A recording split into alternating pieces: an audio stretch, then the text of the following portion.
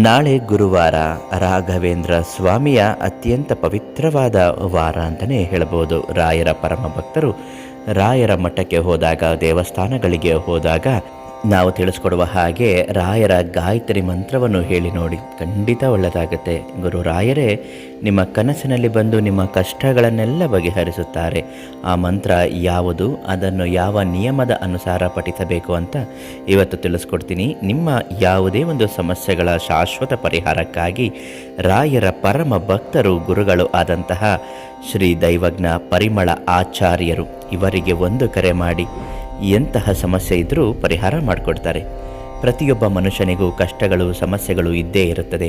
ಆತ ಎಷ್ಟೇ ದೊಡ್ಡ ಶ್ರೀಮಂತನಾದರೂ ಬಡವನಾದರೂ ಜನನದಿಂದ ಮರಣದವರೆಗೂ ಒಂದು ಬಾರಿಯಾದರೂ ಕಷ್ಟಕ್ಕೆ ಗುರಿಯಾಗುತ್ತಾನೆ. ಕಷ್ಟದಲ್ಲಿದ್ದಾಗ ರಾಯರನ್ನು ನೆನೆದರೆ ಖಂಡಿತ ನಿಮ್ಮ ಸಮಸ್ಯೆಗಳಿಗೆ ಅವರು ಪರಿಹಾರವನ್ನು ಸೂಚಿಸುತ್ತಾರೆ. ರಾಯರ ಪವಾಡವೇ ಅಂಥದ್ದು. ಇಂದಿಗೂ ನಂಬುತ್ತಾರೆ ಹಾಗೂ ಅವುಗಳನ್ನು ಒಪ್ಪಿಕೊಳ್ಳುತ್ತಾರೆ. ಯಾರು ರಾಯರನ್ನು ಪೂಜಿಸುತ್ತಾರೋ, ರಾಯರ ಮಂತ್ರಗಳನ್ನು ಪಠಿಸುತ್ತಾರೋ ಸಾಕಷ್ಟು ಧನಾತ್ಮಕ ಬದಲಾವಣೆಗಳು ಅವರಲ್ಲಿ ಉಂಟಾಗುತ್ತದೆ. ಸುಖ, ಶಾಂತಿ, ನೆಮ್ಮದಿ ಅನ್ನುವುದು ಆಗುತ್ತದೆ.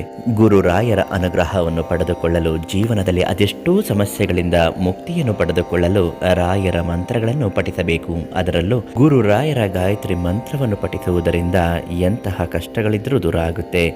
ಈ ಮಂತ್ರವನ್ನು ಪ್ರತಿದಿನ 1 ಬಾರಿ, 5 ಬಾರಿ, 9 ಬಾರಿ, ಸಮಯವಿದ್ದರೆ 21 ಬಾರಿ, ಇನ್ನೂ ಸಮಯವಿದ್ದರೆ 1008 ಬಾರಿ ಪಠಿಸಬಹುದು.